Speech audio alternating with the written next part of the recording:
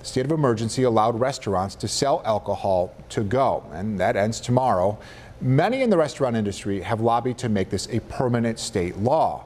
This has already happened in 11 states and the District of Columbia. New York, one of 38 states that allows alcohol to go on an emergency basis. Well, new at 11 tonight, Lilia Wood talks to local restaurant leaders about how important alcohol to go is to their bottom line.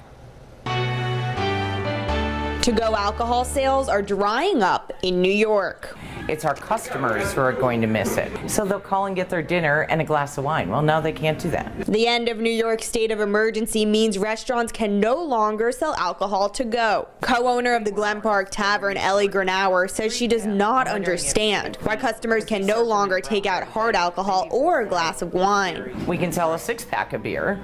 We can sell a bottle of wine if you have had dinner, had one glass out of that bottle, and then we can put it in a bag, seal it with your receipt on it. Granauer says 40 to 45% of their revenue typically comes from alcohol sales, but during the pandemic, alcohol sales dropped to 30%. During the pandemic, that alcohol to go really helped get us to 30%. Now that you can dine in at the tavern, not all alcohol sales are to-go orders, but every cent matters when you're already struggling to get workers. I may not be able to have 2 bartenders on, and if I've got people ordering alcohol to go, I'm offering that same service without having to have the staff.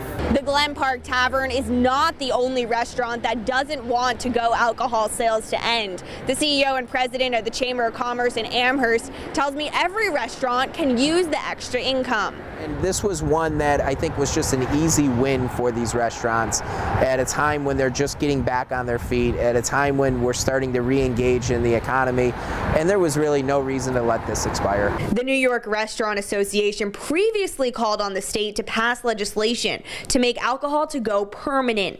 In May, they surveyed around 700 New Yorkers, and 78% of them wanted to-go alcohol sales to stay. I think, unfortunately, it was just an archaic situation here, and I'm hoping when they resume session, if they gavel in sometime before next year, hopefully this is a law that they can take up. In Williamsville, Lilia Wood, 7 Eyewitness News.